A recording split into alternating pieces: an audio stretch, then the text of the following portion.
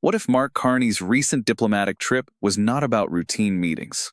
What if it was not about standard alliance maintenance? What if it was about building a coalition designed specifically to counter Donald Trump? Because new reporting suggests that during a gathering in Oslo, 5 world leaders quietly aligned behind Canada in what now appears to be a coordinated effort to limit Trump's influence. This was not announced with fanfare. This was not framed as confrontation. But the structure is unmistakable. This is no longer isolated diplomacy. This is coalition building. While Donald Trump has spent recent months threatening tariffs, pressuring allies, and demanding concessions, Mark Carney has been doing something fundamentally different. He has been building relationships. He has been securing commitments. He has been constructing a multilateral framework that does not depend on Washington's approval. And according to sources familiar with the Oslo discussions, that framework is now operational. The gathering in Oslo brought together leaders from Canada, Norway, the United Kingdom, Germany, and France. Publicly, the meeting was described as a discussion on trade, energy security, and Arctic cooperation. But those familiar with the discussions describe a different focus. The real agenda was Trump, specifically how to reduce dependence on U.S. policy coordination, how to stabilize transatlantic relations without relying on Washington's consistency, and how to ensure that impulsive decisions from the White House do not destabilize critical supply chains or security frameworks. This distinction matters, because if 5 major democracies are quietly coordinating to minimize American influence, that is not alliance maintenance. That is strategic isolation of the United States. And it did not happen by accident. It happened because Trump's approach to allies has been confrontational, transactional, and unpredictable. When trust erodes, coalitions form elsewhere. The timing is not coincidental. The Oslo meeting occurred just weeks after Trump renewed tariff threats against Canada, publicly attacked NATO allies over defense spending, and dismissed European concerns about trade volatility. Those actions created an opening. They signaled that relying on Washington for policy stability was a structural risk. Carney recognized that opening and moved to fill it. Norway's participation is particularly significant. As a non-EU NATO member with substantial energy resources, Norway represents a bridge between European institutional frameworks and North American security interests. Its involvement signals that this coalition is not purely European. It is transatlantic, but operating outside the traditional US-led structure. That is a fundamental realignment. Germany and France bring institutional weight. Both are core EU members with significant economic influence and long-standing frustration with Trump's trade policies. Their participation indicates that this is not peripheral diplomacy. This is Central European strategy. When Berlin and Paris align with Ottawa on reducing dependence on Washington, that reflects a systemic reassessment of alliance priorities. The United Kingdom's involvement adds another dimension. Post-Brexit, the UK has sought to position itself as a bridge between Europe and North America. Its presence in this coalition suggests that London views deeper coordination with Canada and Europe as more strategically valuable than exclusive reliance on a US partnership under Trump. That calculation would have been unthinkable 5 years ago. It is now operational policy. What makes this coalition particularly effective is its framing. This was not presented as anti-American. It was framed as pro-stability. Leaders did not criticize Trump publicly. They simply built an alternative structure. That approach avoids direct confrontation while achieving the same strategic goal, reducing reliance on unpredictable U.S. policy. Experts in transatlantic relations have noted the shift. One senior policy analyst described the Oslo discussions as the most significant realignment of Western alliance coordination since the early Cold War. When major democracies begin coordinating policy without U.S. leadership, it reflects a loss of confidence in American consistency. That loss is structural, not rhetorical. The coalition is not symbolic. It has operational components.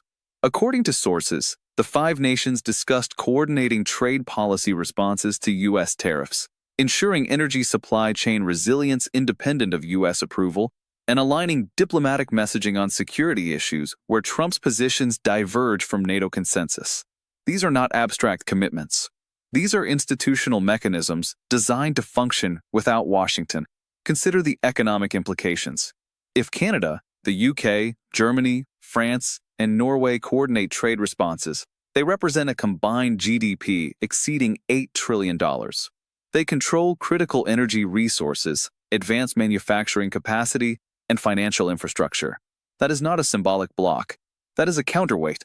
And if that counterweight begins operating independently of U.S. coordination, American influence contracts accordingly. For Trump, this development is damaging on multiple levels. First, it confirms that his confrontational approach to allies has backfired. Instead of forcing concessions, it has driven coalition formation against U.S. interests. Second, it demonstrates that Carney, whom Trump has repeatedly dismissed, is building international support structures that Trump cannot disrupt. Third, it shows that American isolation is not hypothetical. It is measurable and expanding. Trump's political brand relies on the perception of dominance. He campaigns on the idea that he makes other countries bend. But if 5 major democracies are coordinating specifically to reduce their dependence on American policy, that narrative collapses. Dominance requires others to follow. When they stop following and start coordinating amongst themselves, dominance becomes irrelevance. Mark Carney's strategy in this context is instructive. He did not publicly challenge Trump. He did not escalate rhetorically. Instead, he quietly built what Trump never prioritized: relationships based on mutual interest rather than threats. Those relationships are now producing structural results. While Trump pressures, Carney coordinates. While Trump demands, Carney offers partnership. While Trump isolates himself, Carney builds coalitions.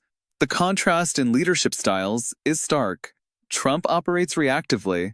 He threatens, he reverses, he contradicts himself. That creates uncertainty.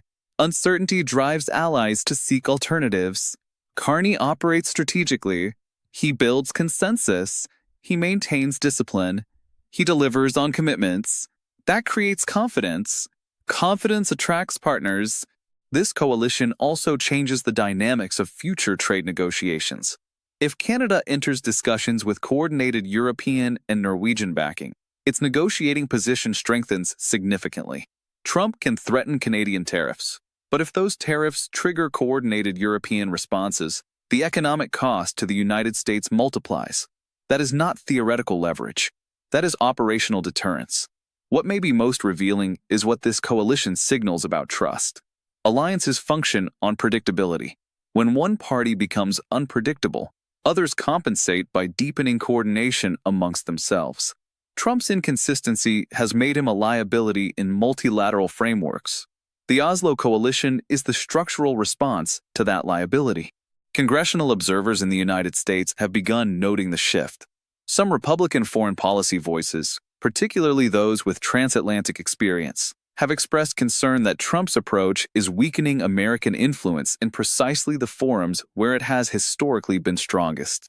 When traditional allies begin coordinating without U.S. involvement, that reflects a fundamental reassessment of American reliability. The coalition's focus on energy security is particularly significant. Norway controls substantial natural gas resources. Canada has oil and critical minerals. Combined with European industrial capacity, this bloc can stabilize energy markets independent of U.S. policy. That removes one of Trump's primary leverage points. If allies are not dependent on American energy coordination, threats related to energy policy lose force. There is also a diplomatic dimension. When 5 major democracies align messaging, it shapes international perception. If this coalition presents a unified position on trade, security, or institutional reform, that position carries weight in multilateral forums. It can set agendas. It can define norms. It can marginalize positions that lack equivalent support. Trump's positions increasingly lack that support. For Carney, this represents a strategic victory without requiring confrontation. He did not defeat Trump in a public dispute. He simply made Trump less relevant to the decisions that matter. That is a more durable form of success, because relevance, once lost, is difficult to recover. And Trump's relevance in transatlantic coordination is contracting. The Oslo coalition is not a permanent structure. It is a framework designed to function as long as U.S. policy remains unpredictable. If American leadership stabilizes, the need for this alternative coordination diminishes. But if instability continues, the coalition deepens. That creates an incentive structure. Continued confrontation accelerates coalition formation. Trump attempted to pressure allies into submission. Instead, he pressured them into coordination. He attempted to assert dominance. Instead, he triggered coalition building designed to limit his influence. He attempted to isolate Canada. Instead, he isolated the United States. This is not strength. This is strategic failure.